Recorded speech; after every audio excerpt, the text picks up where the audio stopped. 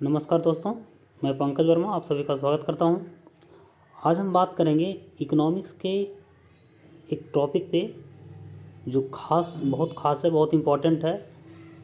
आपको शब्द का अर्थ समझना है, यानी इकोनॉमिक्स का एक शब्दावली के तौर पे हम इस चीज़ को आज समझेंगे। उसके अंतर्गत हम आज जानेंगे कि इकोनॉमिक ग्रोथ क्या है, इकोनॉमिक डेवलपमेंट क्या है ना, इंक्लूसिव डेवलपमेंट क्या है, सस्टेनेबल डेवलपमेंट क्या है। तो इन सब चीज़ों में जो तकनीकी अंतर है उसको समझने का प्रयास करेंगे। तो आइए चलते हैं टॉपिक पे। तो सबसे पहले आर्थिक समृद्धि और आर्थिक विकास की बात करते हैं कि ये दोनों क्या है। तो यहाँ समझिए, आर्थिक समृद्धि यानी कि इकोनॉमिक ग्रोथ और इकोनॉमिक डेवलपमेंट, ये दोनों में एक तकनीकी डिफरेंस है। तकनीकी डिफरेंस कहें तो इस प्रकार से कि आर्थिक समृद्धि जो एक मात्रात्मक अवधारणा है, मात्रात्मक अवधारणा यानी कि इससे मात्रा का बोध होता है। जैसे हम ये कहें कि भारत का जो आर्थिक समृद्धि है, यानी कि अब इसको हम मापते किस में है, तो जीडीपी या उत्पादन में बढ़ोतरी अगर हो रहा है तो इसका मतलब देश का आर्थिक समृद्धि हो रहा है ना।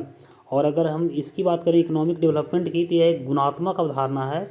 इसमें यह देखा जाता है कि क्या किसी देश में आर्थिक समृद्धि हो रही है तो क्या साथ साथ आर्थिक विकास भी हो रहा है। यानी आर्थिक विकास होने का मतलब ये है कि वहाँ जो आर्थिक समृद्धि का जो लाभ है वो क्या प्रत्येक लोगों तक पहुँच पा रहा है ना। इस चीज़ को, यही एक तकनीकी डिफरेंस है, इसको समझना यही है कि अगर किसी देश में उत्पादन या जीडीपी में बढ़ोतरी हो रही है, जीडीपी में बढ़ोतरी हो रही है तो समझिए कि उसका इकोनॉमिक ग्रोथ तो हो रहा है, लेकिन उस इकोनॉमिक ग्रोथ का लाभ अगर देश के प्रत्येक नागरिक तक पहुंच रहा है तो इसका मतलब कि वहाँ आर्थिक विकास भी हो रहा है।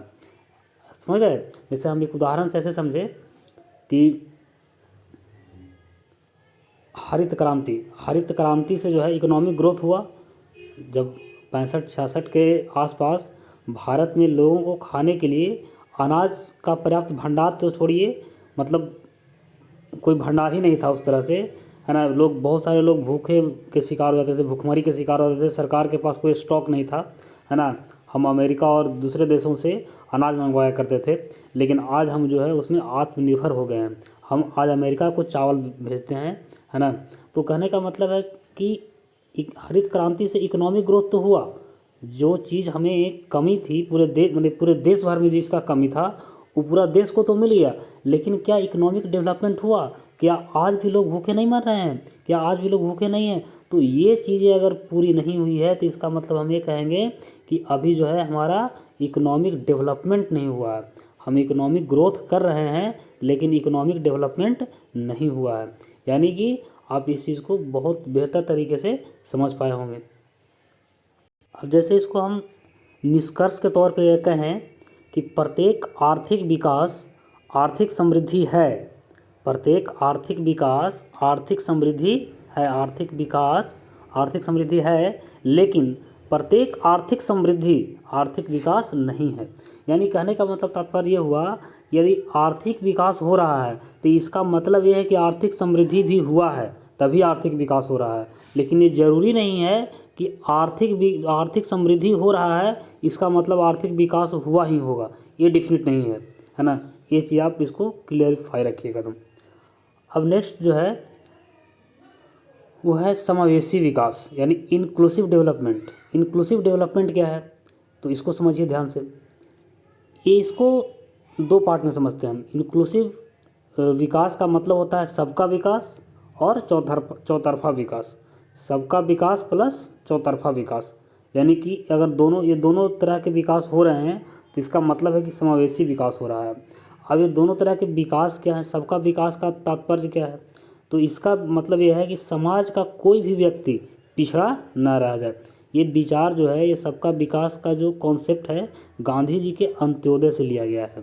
गांधी जी के अंत्योदय का विचार यही था कि सबका विकास हो।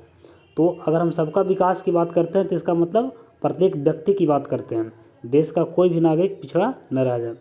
चौतरफा विकास की बात की जाए तो उसमें आर्थिक विकास, सामाजिक विकास और राजनैतिक विकास तीनों आता है। अभी तीनों को समझिए बारी बारी से कि आर्थिक विकास क्या होता है। तो आर्थिक विकास जो है जिसमें गरीबी उन्मूलन हो, बेरोजगारी दूर हो, यानी कि हर आदमी के पास रोजगार हो, यानी लोगों का जो एक बुनियादी चीज़ होता है रोटी कपड़ा और मकान, ये चीज़ें अगर उसको उपलब्ध है तो समझिए उसका आर्थिक विकास हो चुका है। सामाजिक विकास की बात करें तो उस व्यक्ति से, किसी देश के किसी नागरिक से अगर छुआछूत, भेदभाव, ऊंच नीच से अगर वो मुक्त हो, ये सब चीज़ों से उसको परेशानी नहीं हो, तो समझिए कि वो जो है उसका सामाजिक विकास भी हो गया है। यानी अगर किसी व्यक्ति से समाज में छुआछूत की भावना रखा जाता है, भेदभाव रखा जाता है, उससे ऊंच नीच से संबंधित चीज़ें उसको देखना समझना पड़ता है ना, वो चीज़ें का सामना करना पड़ता है, तो समझिए उसका सामाजिक विकास अभी अधूरा है। राजनैतिक विकास की बात करें तो इसका मतलब है कि अगर किसी व्यक्ति को मताधिकार यानी मत देने का अधिकार यानी वोट देने का अधिकार है, चुनाव लड़ने का अधिकार है, एकदम स्वतंत्र तरीके से वो अपने मन से किसी को वोट कर रहा है कि बिना बाह्य दबाव के, उसको मन है तो चुनाव भी लड़ रहा है, तो अगर उस तरह की अगर उसको स्वतंत्रता मिल जाती है, उस तरह के अगर वो संपन्न, उस तरह से वो ग्रोथ कर जाता है, तो उसको हम कहते हैं राजनीतिक विकास। तो अगर चौतरफा विकास की बात करेंगे तो उसमें आर्थिक विकास, सामाजिक विकास और राजनीतिक विकास ये सभी हो जाएगा, और ये दोनों सबका विकास और चौतरफा विकास मिल करके समझिए कि समावेशी विकास का कॉन्सेप्ट आता है। आपसे अगर पूछा जाए कि समावेशी विकास है क्या, तो समावेशी विकास के अंतर्गत सबका विकास तथा चौतरफा विकास है, उसका फिर एक्सप्लेन इस प्रकार से आप कर सकते हैं। अब नेक्स्ट एक और है सतत विकास, सस्टेनेबल डेवलपमेंट। इसको समझिए, बहुत बार आप सुने भी होंगे आप लोग। सतत विकास मतलब सस्टेनेबल डेवलपमेंट क्या है, तो विकास की वैसी अवधारणा है कि वैसा विकास जो पीढ़ी दर पीढ़ी निरंतर जारी हो।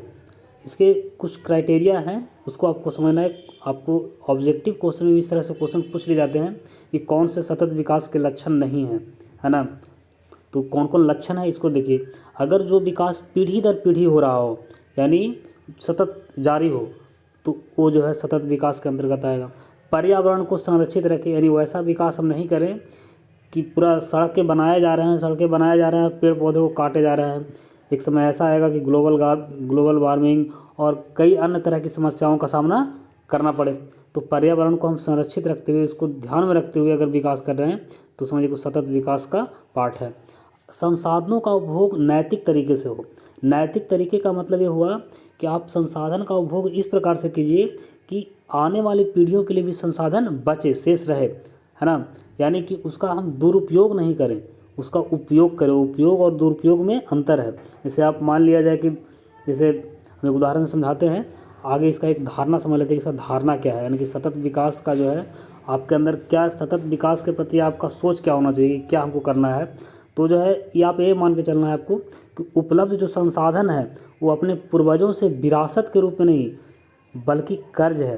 जैसे मान लिया जाए कि आप अभी वाटर लेवल हम ये मान के चले कि 80 फीट पर है, तो हमारा ये प्रयास होना चाहिए कि जो वाटर लेवल अभी 80 फुट यानी भूमिगत जल जो है 80 फुट पर पाया जा रहा है अभी, तो ऐसा नहीं है कि हमको मरते मरते ही जो है 800 फुट पर चला जाए।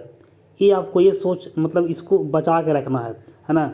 यानी कि वो जो मान हम एक उदाहरण ले रहे हैं कि जल भी एक संसाधन है, और संसाधन का हम जो है उपयोग ऐसा करें कि जितना जल का संचय हो पाता है हर साल, उसी रेशियो से हम खर्च करें, ना कि उसका दोहन कर दें कि आने वाली पीढ़ियों के लिए पानी रहे ही नहीं। तो जो कहने का मतलब कि जो हमें जो आने वाली पीढ़ियों के लिए जो आपको वापस करके जाना है, माने आपको ये समझना है कि जो 80 फुट पर मान लें कि वाटर लेवल है अभी, तो हम इसको निरंतर बनाए रखें। अगर ये 800 फीट पर चला जाएगा और नीचे चला जाएगा जहाँ फिर पानी है ही नहीं, फिर पानी भूमिगत जल समाप्त हो गया, तो आने वाली पीढ़ियाँ आपको गालियाँ देगी, है कि नहीं। आपको कहेगी कि सारा पानी पापा पी गए। तो ये चीज़ें आपको समझना है कि सतत विकास में क्या क्या होता है। पीढ़ी दर पीढ़ी निरंतर जारी रहे जो विकास, पर्यावरण को संरक्षित रखे और संसाधनों का उपभोग नैतिक तरीके से करे, तो वैसे विकास को हम सस्टेनेबल डेवलपमेंट कहते हैं। आजकल इस पर बहुत ज़्यादा जोर दिया जा रहा है ना। और हमारा और आपका भी दायित्व बनता है कि हम इस चीज़ को संरक्षित रखें, इसकी अवधारणा को अपना एक सहयोग योगदान करें, पानी बचाकर, ऊर्जा बचाकर, ये सब चीज़ें। तो धन्यवाद।